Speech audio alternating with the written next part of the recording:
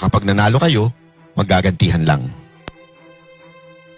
Kayo po ba isang magiging presidente na mag-unify sa ating bansa? O magiging vengeful? Oo.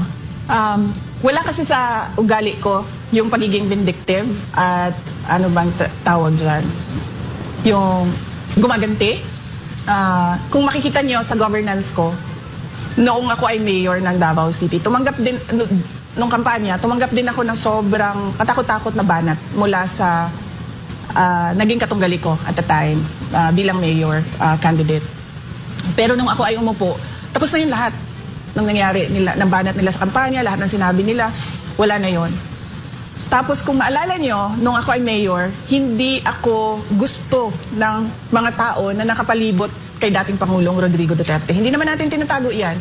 Diba? Nahirapan nga ako magpa-approve ng city administrator ko noon. Kasi kinukontra talaga nila ako. Pero hindi ko naman sila binalikan. Ang dami nilang pahirap na ginawa sa akin. Pero pinabayaan ko lang na para bang, sige, yan yung gusto nyong gawin, gawin nyo lang. So, wala sa history ko sa history ng trabaho ko ang gumaganti. Kung nakita nyo sa Office of the Vice President, pag upo ko dyan, karamihan dyan ay mga appointees ni Vice President Leni Robredo. Pero hindi ko sila pinaalis. Hindi ko sila sinabihan na papalitan namin kayo ng mga tao namin na pwede naman namin gawin dahil yung mga hindi permanent positions ay wala naman security of tenure yon. So sinabi ko, pabayaan nyo sila. Kung gusto nilang tumuloy, welcome sila na magtrabaho sa Office of the Vice President. Kung ayaw na nila, dahil ayaw nila ako, then welcome din silang mag-resign. So wala kaming pinaalis dyan.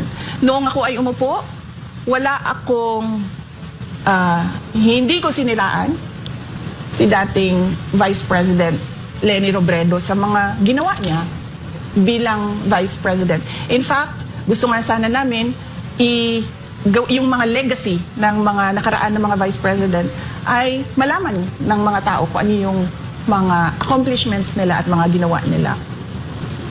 Hindi ko, wala sa ugali ko yon sa pagtatrabaho.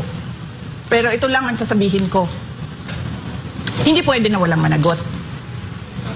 Yung nire-recruit ko na Vice President, siya ang magpapanagot sa mga gumawa ng mali sa bayan. Para ako, nakatutok ako sa trabaho ng Presidente. Naging bala ko doon Mukhang may clue tayo May clue ka? Oo, mukhang alam ko na. Pero alam mo kung naniniwala ako na mananalo si VP bilang presidente